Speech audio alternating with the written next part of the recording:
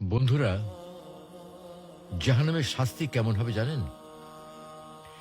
জাহান্নাম এমন একটা ভয়াবহ স্থান যেখানে অতি তুচ্ছ শাস্তিও দুনিয়ার সবচেয়ে কঠিন কষ্টের চেয়েও ভয়ঙ্কর হবে। কোরআন ও হাদিসে জাহান্নামের শাস্তি সম্পর্কে বিস্তারিত বিবরণ এসেছে। প্রচন্ড উত্তপ্ত আগুন। আল্লাহ বলেন, জাহান্নামের আগুন খুবই ভয়ঙ্কর, তা মানুষের চামড়া ঝলসে দেবে। রাসূল সাল্লাল্লাহু আলাইহি ওয়াসাল্লাম বলেছেন, তোমাদের আগুন দুনিয়ার আগুন জাহান্নামের আগুনের ৭০ ভাগের ১ ভাগ মাত্র।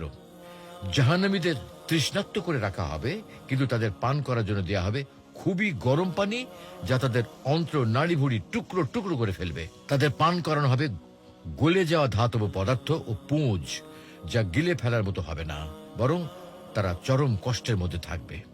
জাহান্নামীদের ক্ষুধার্ত রাখা হবে, কিন্তু তাদের খাবার দেয়া হবে জাক্কুম গাছের ফল, যা এতই বিষাক্ত হবে যা পেটে পৌঁছানোর সঙ্গে সঙ্গে শরীরের সমস্ত অঙ্গ প্রত্যঙ্গ ছিন্ন ভিন্ন হয়ে যাবে। জাহান্নামীদের পোশাক হবে গলিত তামা ও আগুনের তৈরি। তাদের হাত পা লোহার শিকলে বেঁধে ফেলা হবে এবং আগুনের মধ্যে টেনে নিয়ে যাওয়া হবে। চেহারা পুড়িয়ে দেওয়া হবে। আল্লাহ বলেন, সেদিন কিছু মানুষের চেহারা আগুনে ঝলসে যাবে, তারা হবে হতাশ ও বিপর্যস্ত।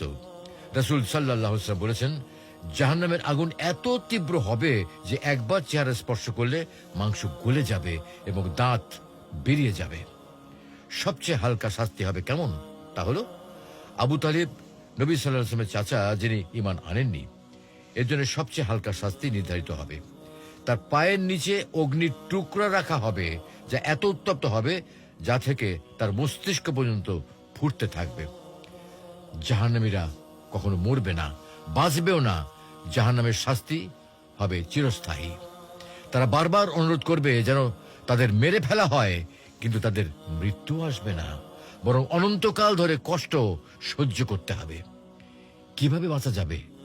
তওবা ও ইস্তেগফার করা, নামাজ পড়া ও আল্লাহর আদেশ মেনে নেওয়া, অন্যায় ও পাপ কাজ থেকে বেঁচে থাকা, সত্য কথা বলা ও অন্যকে অন্যায় থেকে বিরত রাখা, এবং দুস্থদের সাহায্য করা ও দান সাদকা করা।